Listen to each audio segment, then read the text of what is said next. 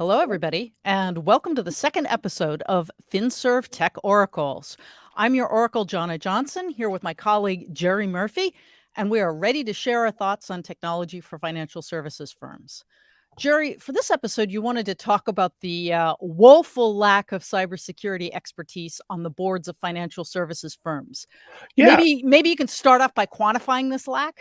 sure. Well, there was actually a recent Wall Street Journal study that really showed that only 30% of financial services firms claim to have cybersecurity expertise on the board. And you can sit there and say, oh, that's 30%. Or you could also say what that means is 70% of them don't have any cybersecurity expertise on the board. And when you say have cybersecurity expertise, what does that mean? Like how, a little, a lot, what is it? That's an interesting thing, and when you actually sit there and say, "What is it?" Really what they said is, maybe 70% of the participants in the overall study said that their expertise was intermediate or below. But when you actually looked at the directors with professional experience in cybersecurity, if you use that as definition, then 2.3% of directors on boards of S&P 500 companies actually said they have professional experience. So it's a difference between I might know it if I hear about it versus I'm actually formally trained in it. So That the formally and trained is like 2%. 2% of folks that are formally trained in any form of cybersecurity. Right.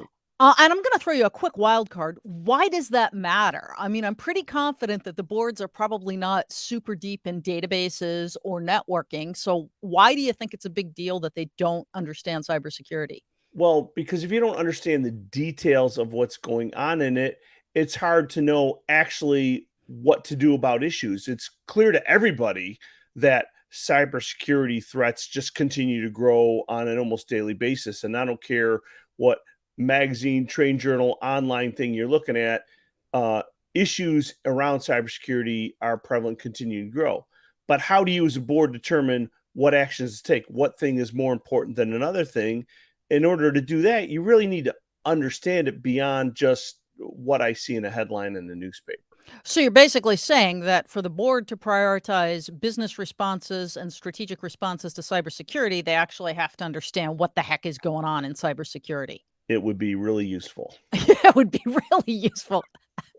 Well put. And actually, when you mentioned that the threats, I am going to be presenting at an upcoming Wall Street Technology Association Future of Cybersecurity next month, and that's exactly what we're talking about, the future threats and the fact that what got us here, so to speak, your ability to handle things up till now is not going to last into the future. So, Jerry, what are your recommendations about what folks can do about this? Well, the first thing is pretty obvious, right? Put more cybersecurity experience on your board. And that can be done in basically two ways, right? One way is I actually formally put on the board uh, people like CISOs, make sure people like chief risk officers actually have security aspects of knowledge, not just pure risk, right? Um, the second thing is actually have board members themselves get more training. Um, Most companies do have annual disaster recovery training, and in that they'll do cybersecurity training. Sometimes it may be more frequent at individual people on individual skills like password protection. Don't click on this email link. But when it comes to things like recovery exercises for like a ransomware attack, uh, very often security and IT will do that. But in fact, a lot of the decisions need to be made by the board. Like if we're going to pay a ransom, when do we notify the public? When do we notify our shareholders?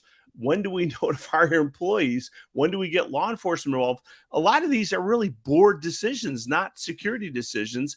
And the only way to get good at making these decisions is to practice doing them, right? Well, and it's interesting that you highlight that because I word is that Caesars, when they got hacked a couple of weeks ago, they actually went ahead and paid off the ransomware. And one of the challenges is if that was actually a nation state that was doing it, then in fact, Caesars was breaking the law because they've recently passed laws that say you can't pay off ransomware attackers if they're nation state.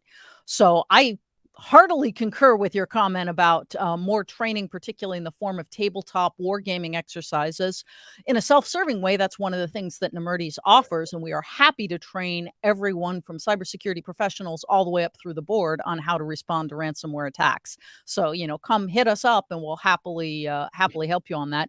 Any other recommendations, Yeah, the Jerry? other thing I'd say is as much as this is a board level issue that they need to address, some of the onus actually falls on security people because not only do boards need to have more expertise and knowledge on security themselves, but security folks need to be better at talking to boards in business terms. So instead of talking about the details of how encryption keys work and going through the details of a NIST zero trust architecture, security people need to be thinking about things like, which security action is priority to the business? How is it that taking one action is going to lower costs, reduce reputational risk, make it easier to roll new products out into the market? Security people need to be as good at communicating to the board in the terms board needs that they're thinking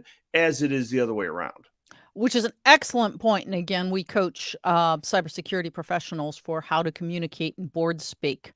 So basically, bottom line, your takeaway and recommendations are: number one, financial services firms have a woefully inadequate representation of cybersecurity knowledge and expertise on their boards. Number two, this is a problem because a lot of the decisions that need to be made in the event of an attack are board level decisions. And number three, there's some good actions that organizations can take about it. The senior level executives can make sure that they add to their cybersecurity expertise.